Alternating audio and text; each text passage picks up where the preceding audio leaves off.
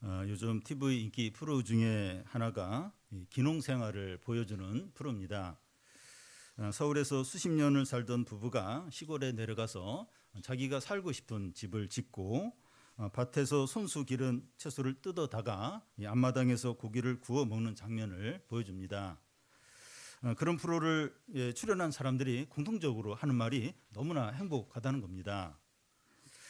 비슷한 프로이긴 한데 시골에 자기 집을 짓고 사는 사람을 소개하는 프로입니다. 자기가 살 집을 직접 설계하기도 하고 자기가 직접 또 부부가 함께 집을 짓는 겁니다.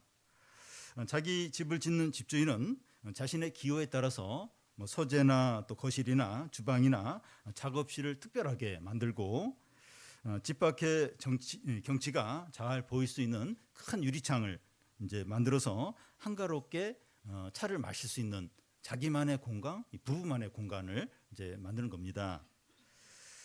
이런 집을 짓고 사는 사람들의 소감을 들어보면 너무나 행복하다는 겁니다.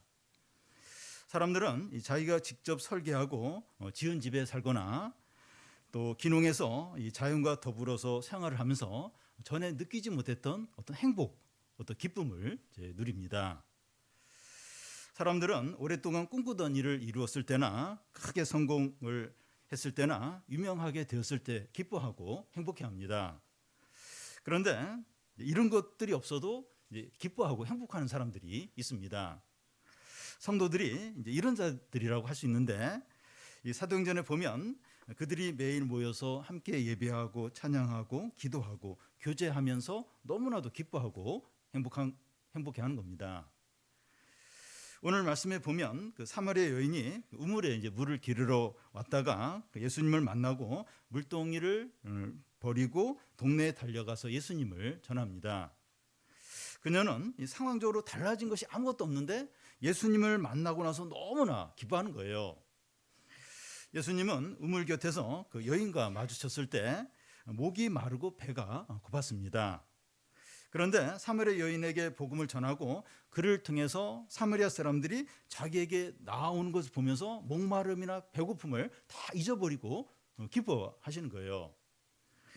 예수님은 제자들과 오늘 우리에게도 이런 기쁨을 함께 누리자고 초청하십니다. 사람들이 예수님을 만났을 때의 기쁨과 이 영혼 추수의 이 즐거움은 사람이 경험할 수 있는 가장 크고 깊고 엄청난 기쁨입니다. 요한복음 4장은 그 예수님이 유대에서 갈릴리로 가시기 위해서 사마리아 지역을 관통하면서 일어난 일을 다룹니다. 예수님과 제자들 일행이 사마리아의 수가란 지역을 지나갈 때 야곱의 우물이 있었는데 예수님은 잠시 그곳에 쉬게 되고 제자들은 먹을 것을 구하러 동네로 가게 됩니다. 예수님이 홀로 우물가에 있는데 한 여인이 물을 기르러 왔습니다. 그때가 정오라 한창 더운 날씨여서 사람들이 이동을 거의 이동을 하지 않는 그런 시간인데 그녀는 혼자서 물을 기르러 온 겁니다. 이 여인이 어떤 여자인가 하는 것이 잠시 후에 나오지만 이 5번이나 남편을 바꾼 부도덕하고 제 가운데 살던 그런 여인입니다. 그녀는 사마리아 사람들 사이에서도 소외가 되고 차별받고 외롭고 절망적인 생활을 하고 있었습니다. 그래서 이 우물가에 물을 기르러 오면서도 사람들과 마주치지 않기 위해서 정오에 제일 더운 날씨에 그때 혼자 물을 길러 이 우물에 나온 겁니다. 예수님과 이 여인이 우물가에서 우연히 마주친 것처럼 보입니다. 그런데 사람에게는 우연이더라도 하나님께 우연이라는 건 없습니다. 잠시 후에 보겠지만 이 여인이 예수님과 대화를 나누고 예수님을 믿게 되고 완전히 변해서 많은 사람들에게 예수님을 전하게 돼요. 이런 일은 우연히 일어난 것이 아니라 예수님이 이 여인을 만나기 위해서 일부러 사마리아를 관통하는 그런 길을 택해서 오신 걸로 볼 수가 있습니다. 그러니까 아래쪽에 유대가 있고 위쪽에 갈릴리가 있고 중간에 사마리아가 있는데 대부분의 사람들은 이 사마리아 지역을 통과 안 하려고 다 우회로 갔어요. 근데 예수님은 사마리아 지역을 관통하는 길로 이렇게 오게 되는데 그냥 그런 게 아니라 이 그 사마리아인 이 여자를 만나기 위해서 일부러 의도적으로 이 사마리아 지역을 관통하는 길을 택해서 이제 오신 겁니다. 이 여인은 사람들로부터 잊혀졌어요. 버려졌고 또 무시를 당했고 소외되었지만 예수님은 그에게 관심을 갖고 사랑하셨고 귀하게 여기시는 겁니다. 그런데 주님은 우리 각 사람에게도 그러하십니다. 우리는 우리 스스로를 소중히 여기지 않고 무가치하게 여기고 또 존재감이 없을 수 있어요.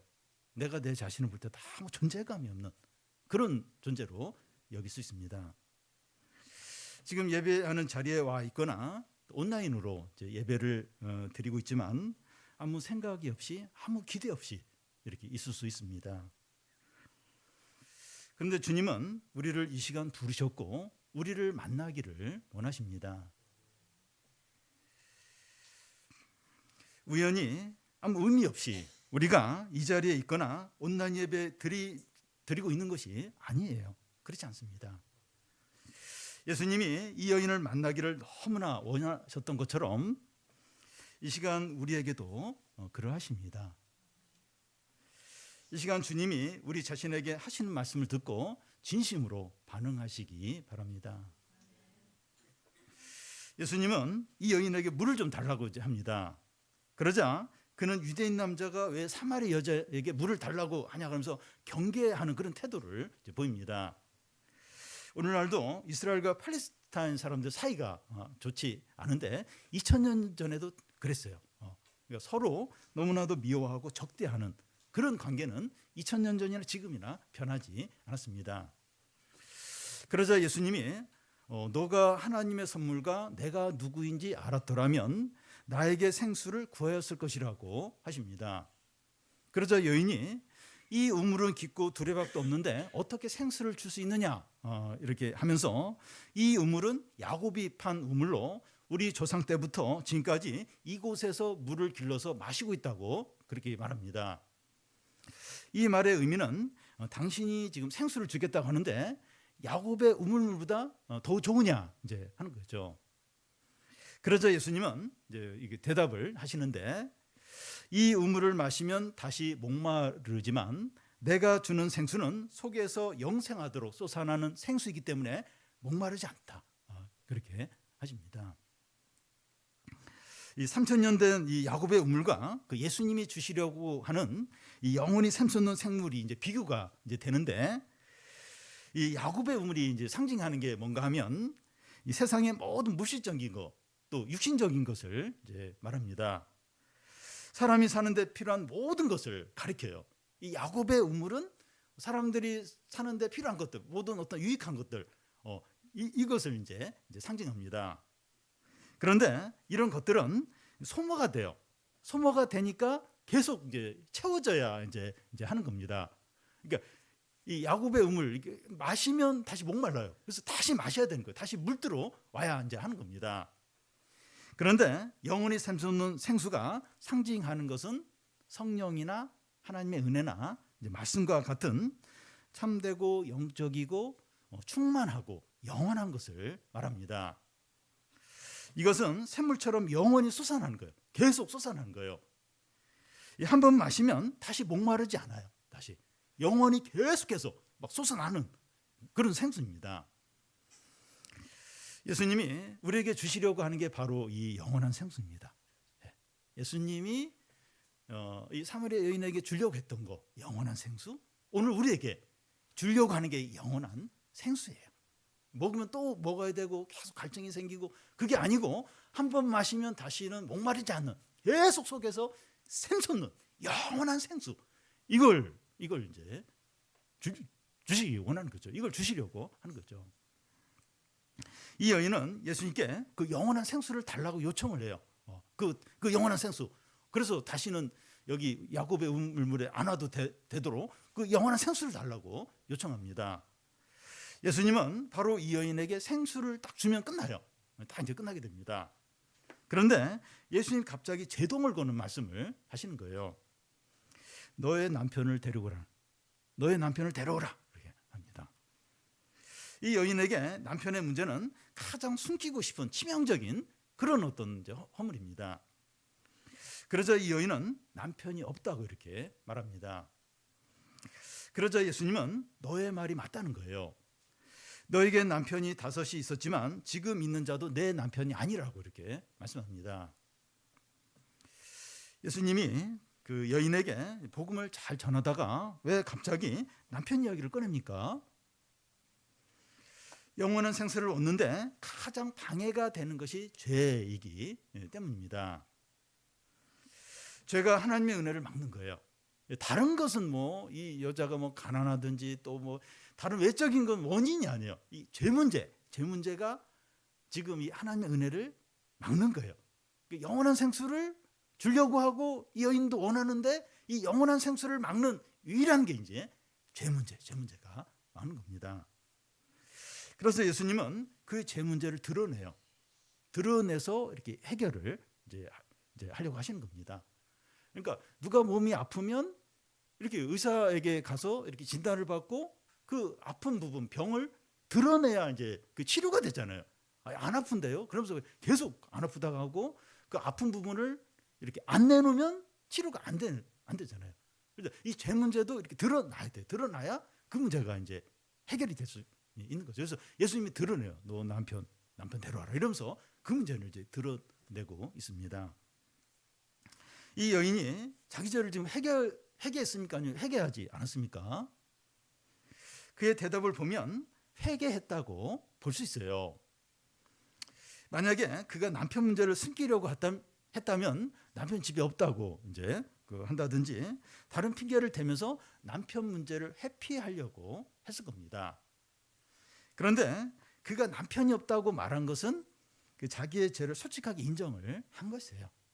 그러니까 남편이 없다. 그러니까 이 남편이 정신 남편이 아니다. 진정한 어떤 남편이 아니다. 그 얘기를 남편이 없다 하는 식으로 솔직하게 인정을 이제 한 겁니다. 제 문제를 인정을 이제 하고 있는 거죠. 주님은 오늘 이 시간 우리에게도 영원한 생수를 주시기를 원하십니다. 영원한 생수. 더 이상 목마르지 않고 진정한 어떤 만족을 주는, 배부름을 주는 영원한 생수를 주기를 진정으로 원하십니다. 우리에게 성령과 하나님의 은혜와 생명과 능력을 넘치게 주시기를 원하세요. 영원한 생수 주기를 진정으로 원하십니다.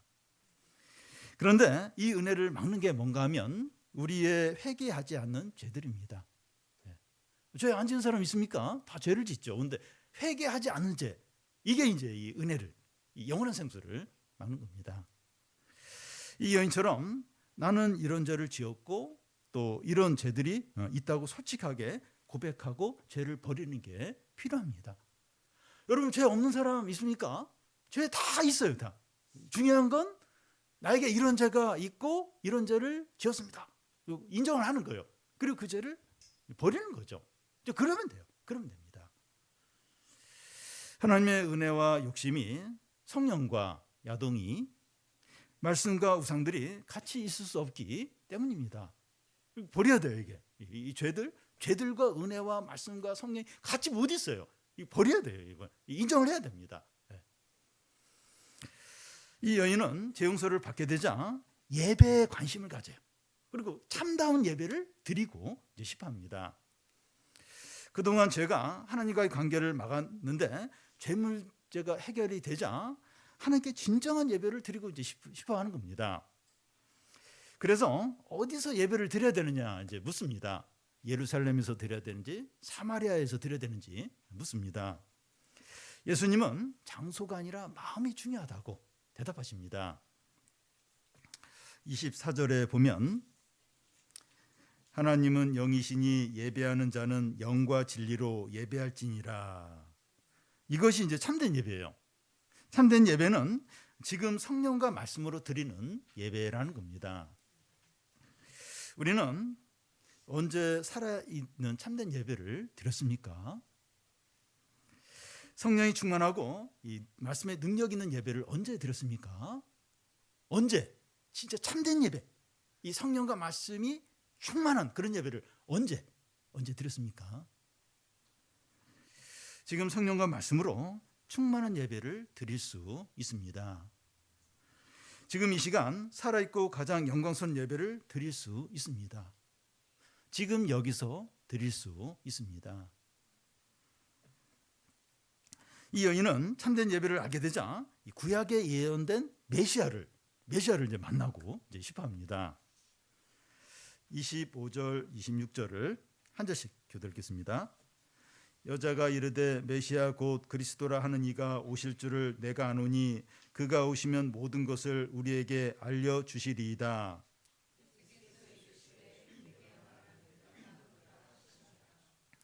신명기 18장 15절에 보면 모세가 나와 같은 선지자를 일으키리니 너희는 그의 말을 들을지어다 이렇게 하는데, 여기 나와 같은 선지자가 메시아 곧 그리스도입니다. 사무엘의 여자는 참된 예배를 알게 되자 신명기에서 예언한 메시아 곧 그리스도를 만나고 싶어합니다. 사람들이 참된 예배를 드릴 때 모든 관심이 살아계시고 영광스러운 주님을 만나는 거기에 이제 다 이렇게 마음이 가게 되죠. 여인이 메시아 곧 그리스도를 만나고 싶어하자 어떤 일이 일어납니까? 26절에 보면 같이 한번 읽겠습니다. 예수께서 이르시되 내게 말하는 내가 그라 하시니라. 감격스러운 일 중에 가장 감격스럽고 또 놀라운 일 중에 가장 놀라운 일이고 또 영광스러운 것 중에 가장 영광스러운 일이 일어나고 있습니다. 이 여인은 여느 때와 같이 우물에 물을 기르러 나왔다가 구약에서 예언한 메시아 곧 그리스도를 만나게 된 거예요. 이 여인은 너무나 흥분되고 놀라워서 정신이 없었고 경이감에 휩싸였을 겁니다. 우리도 아무 생각 없이 아무런 기대 없이 올까 말까 하다가 예배 드리러 나왔는데 그 예배 가운데서 살아계시고 영광 가운데 계신 예수님을 만나는 경우가 있습니다. 아무 기대가 없이 가고 싶지 않았는데 수련회 캠프 갔다가 큰 은혜를 받는 경우가 있습니다. 이것보다 더 기쁘고 감사하고 복된 일은 없습니다. 이 여인은 예수님을 만났을 때 그의 모든 의문에 대한 해답을 얻게 되고 그의 모든 문제가 해결이 되었습니다. 그는 진정으로 변하고 새 사람이 되었습니다. 이게 이제 영적 부흥인데 그 주님을 만나고 변화되고 새 사람이 돼. 이게 이제 부흥인데 그 영적 부흥이 임할 때 사람들이 주님을 인격적으로 만나요. 만나고 또 수십 년간 해결되지 못한 문제가 해결이 되고 수년 동안 이루어질 일이 한두 주 사이에 이루어지고 수년 동안 교회에 있으면서 변화되지 않았던 사람이 변화가 되고 거듭나지 않았던 사람이 변화되고 기적과 놀라운 일들이 일어나게 됩니다. 우리가 주님을 인격적으로 만나서 변화되는 것보다 더 크고 놀라운 일은 없습니다. 가장 귀한 일이죠. 이 여인도 참된 예배 가운데서 그리스도를 만나자 어떻게 달라집니까? 28절에서 30절까지 한 절씩 교독 읽겠습니다. 여자가 물동이를 버려두고 동네에 들어가서 사람들에게 이르되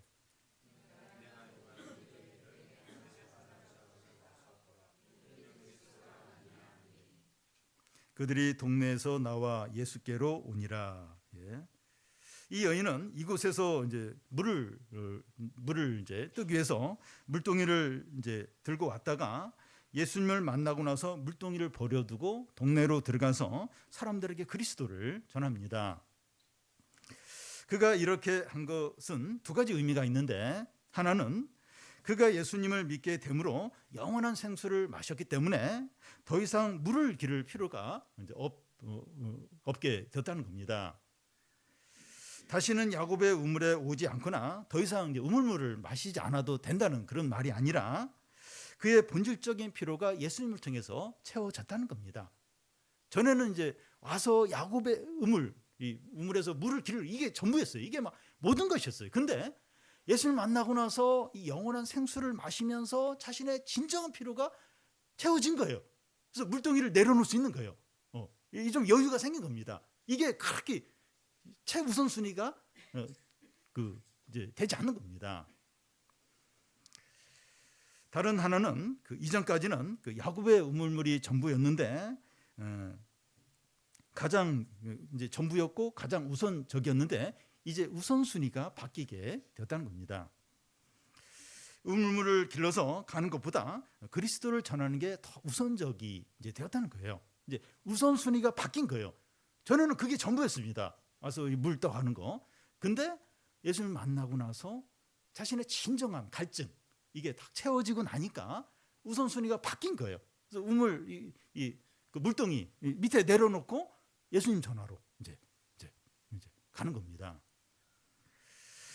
이 구약에서 오신다고 하던 메시아를 만나게 되었는데 예전처럼 아무 일도 없었던 것처럼 우물에서 물을 길러서 집으로 갈 수 없는 겁니다.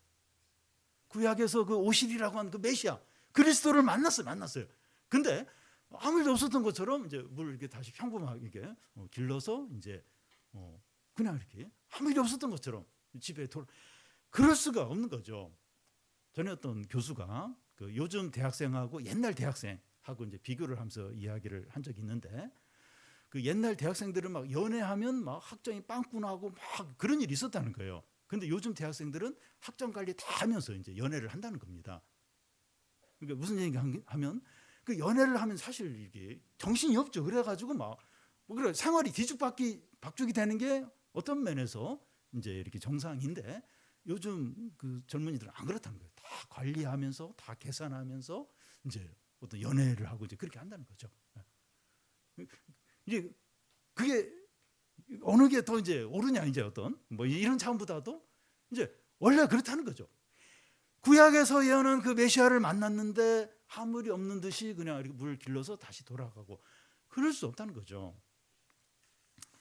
여러분 우리가 주님을 만나고 은혜를 받게 되면 삶의 우선순위가 달라지고 인생의 목적이 달라지게 됩니다. 그동안 가장 중요했고 집착했던 것을 내려놓고 하나님의 뜻을 제일 우선적으로 삼게 되죠.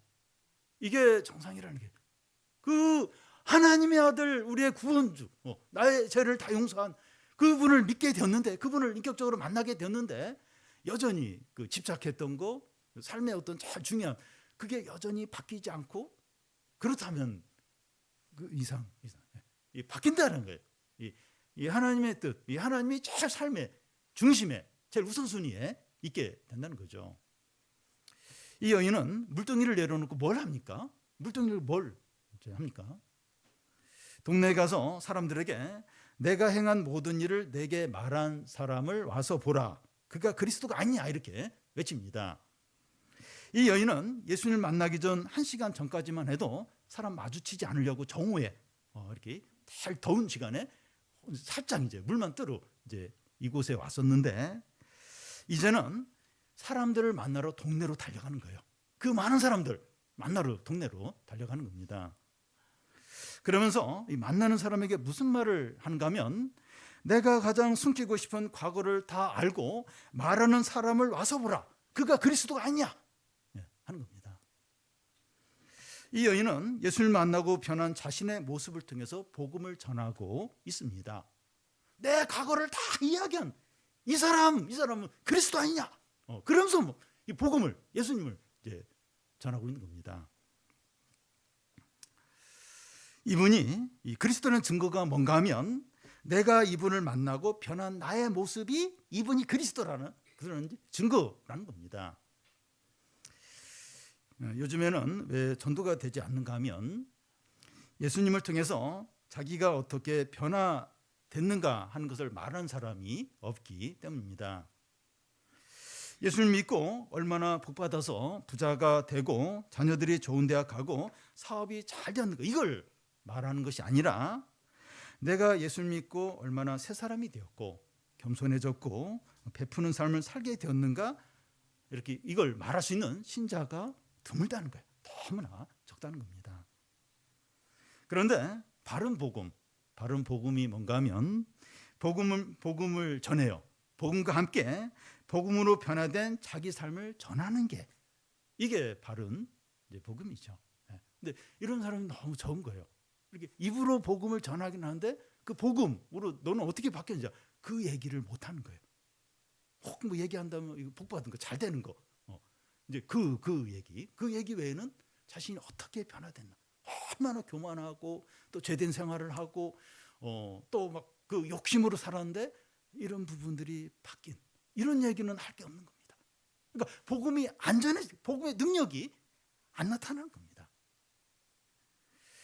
예수님과 여인이 대화를 나눈 동안에 이제 마을에 먹을 것을 구하러 갔던 제자들이 이제 돌아옵니다. 제자들은 예수님께 이제 먹을 것을 이제 드리면서 드시라고 이렇게 하자 예수님이 어떻게 반응을 이제 하십니까? 31절에서 33절까지 한 절씩 읽겠습니다. 그 사이에 제자들이 청하여 이르되 랍비여 잡수소서.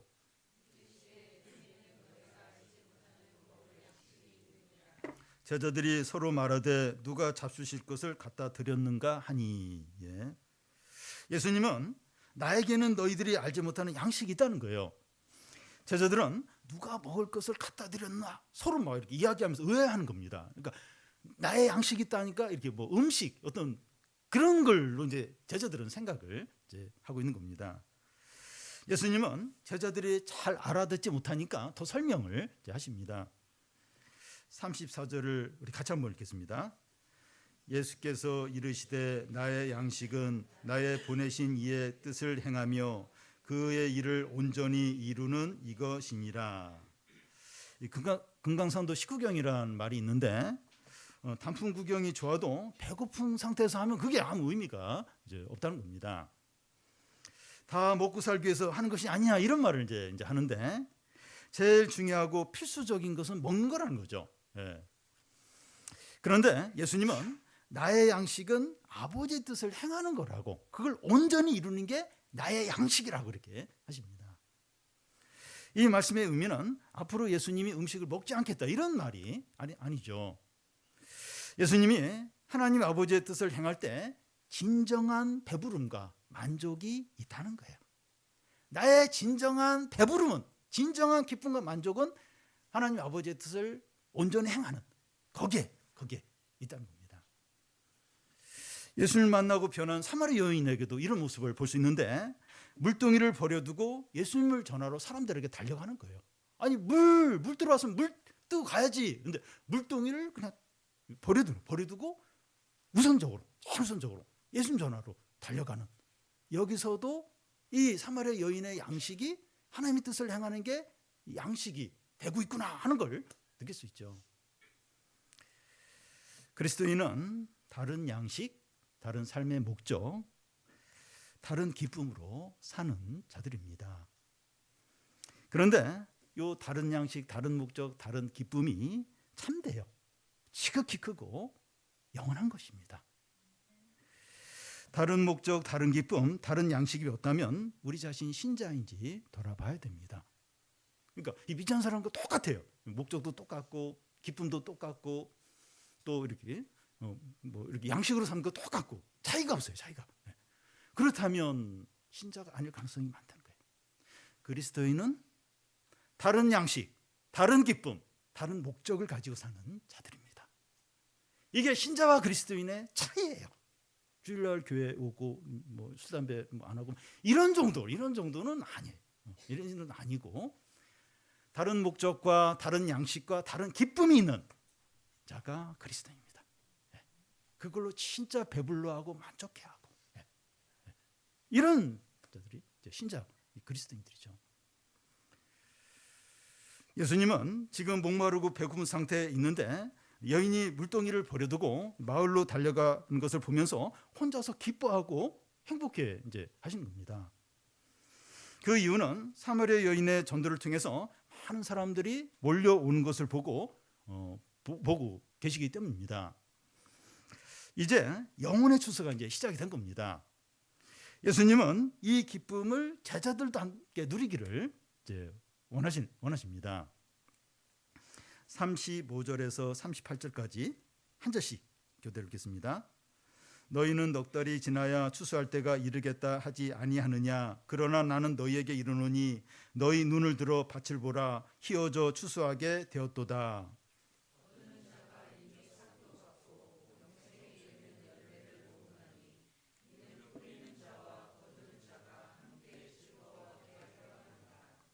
그런즉 한 사람이 심고 다른 사람이 거둔다는 말이 옳도다.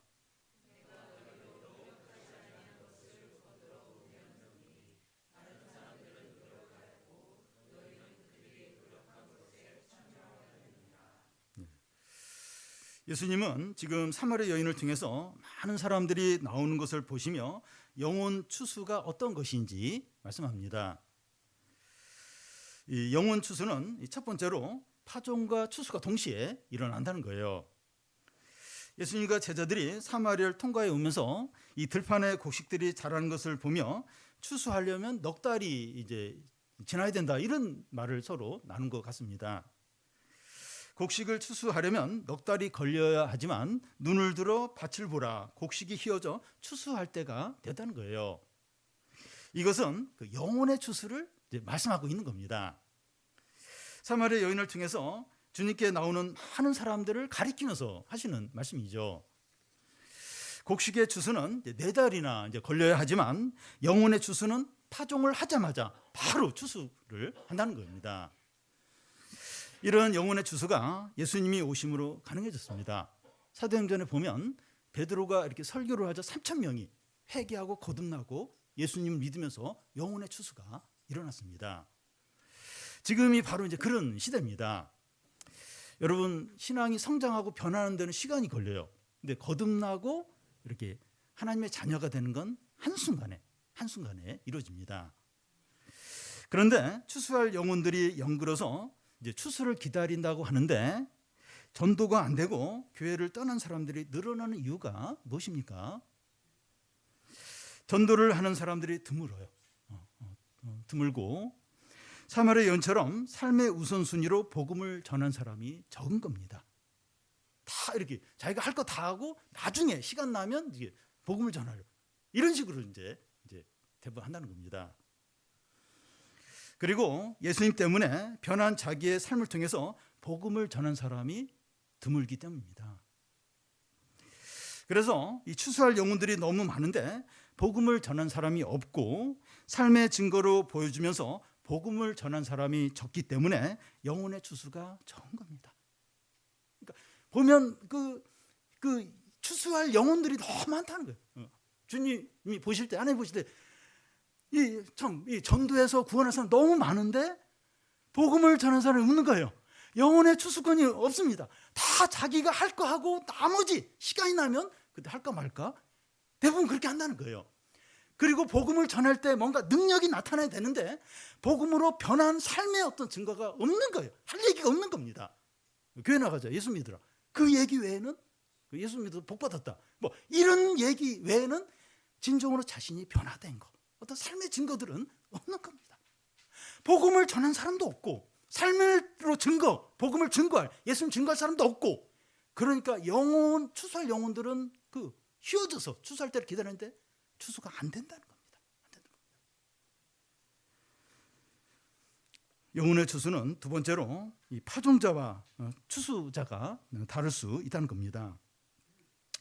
보통 농사는 이제 씨를 뿌리는 사람과 추수한 사람이 같습니다. 그런데 영적인 농사는 이 파종자와 이 추수자가 다를 수 있어요.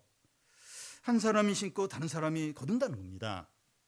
예수님이 복음의 씨를 뿌리셨고 예수님이 자라게 하십니다. 우리가 해야 할 일은 복음을 전하고 사람들을 예수님께 데려오는 거죠. 여러분, 우리의 능력으로 한 사람도 변화시키지 못하고 구원하지 못합니다. 우리의 능력으로. 그러니까 부모님이 자녀를 이렇게 신앙으로 이끌려고, 구원하려고 그렇게 자기 자식이니까 그리고 내가 이렇게 하면 될 것 같고, 안 돼. 진짜 안 돼. 한 사람도 변화시키고 구원하는 게 불가능합니다. 안 됩니다. 우리들이 해야 할 일은 복음을 전하고 사람들이 예수님께 나오도록 이렇게 도와주고 이렇게 초청을 하는 거죠. 영혼의 추수는 세 번째로 영혼의 추수꾼들이 가장 귀한 자라는 겁니다. 이 거두는 자가 이미 싹을 받았다고 하는데 영혼의 추수꾼들은 싹을 먼저 이렇게 주고 데려갈 정도로 가장 귀한 자라는 거예요. 몸값이 굉장히 높은 그런 자라는 겁니다. 뛰어난 운동선수, 운동을 잘하는 선수가 있으면 거액의 돈을 주고 이렇게 스카우트 해가는 거와 이제 같아요. 여러분, 말씀을 잘 전하는 신실한 목회자나 충성스럽고 성실한 직분자나 신앙이 살아있고 헌신된 교사는 너무나 어떻게 합니다. 보물 중에 보물이에요. 보물 중에 보물입니다. 외모가 멋있거나 머리가 좋거나 재능이 많은 사람들은 많이 있어요. 많이 있지만 신실하고 말씀에 헌신되어 있는 신앙의 일꾼은 너무나도 희귀합니다. 너무나도 드물어요. 영혼의 추수꾼들이 싹을 제일 먼저 받는다는 것은 하나님의 은혜와 축복을 그들이 제일 먼저 풍성하게 누린다는 의미입니다. 말씀을 전하고 다른 영혼들을 섬기고 중보기도하는 자들은 다른 사람에게 유익을 주지만 자기 자신이 은혜를 제일 많이 받고 큰 유익을 얻습니다.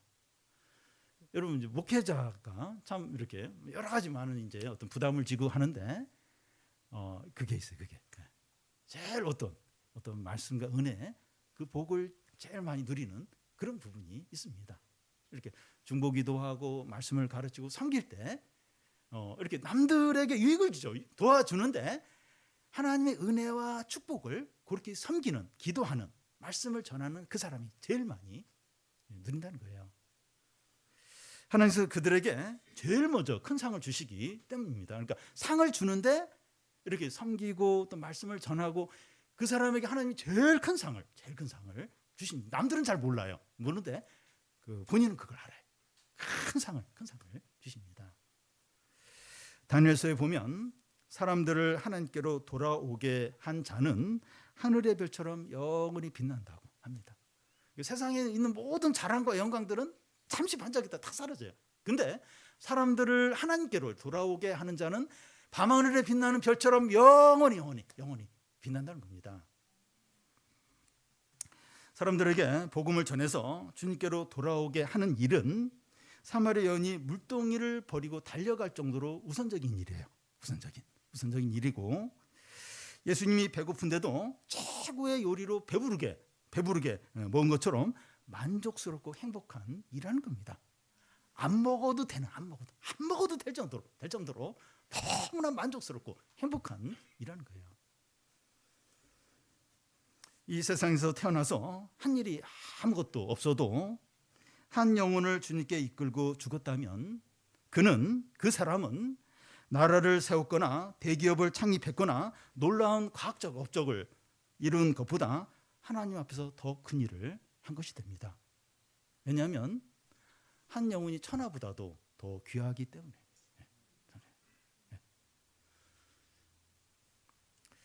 예수님과 사마리아 여인은 1시간 정도 이야기를 나눈 것으로 보여요. 30분 나누는지 1시간 나누는지 그건 정확히 모르겠지만 1시간 정도 이렇게 예수님과 사마리아 여인은 대화를 나눴습니다. 이제 그 사이에 제자들이 마을에 가서 먹을 것을 구해왔으니까 그 정도의 시간이 이렇게 지난 것으로 보입니다.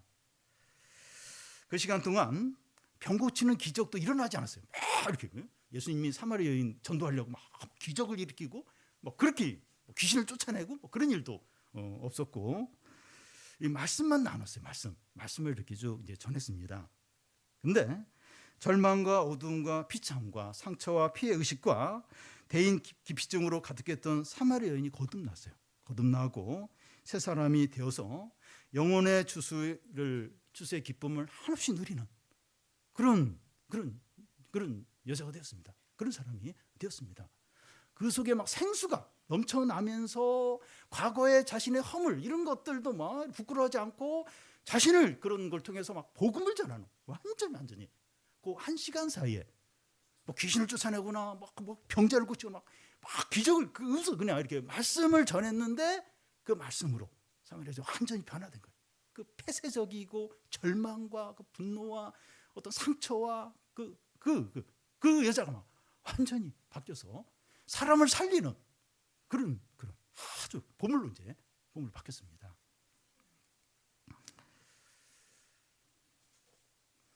이 시간 우리도 참 놀라운 일은 일어나지 않았지만 하나님의 말씀과 성령으로 거듭나고 새롭게 되어서 주님의 일에 동참해서 말할 수 없는 큰 기쁨을 누리시기를 바랍니다.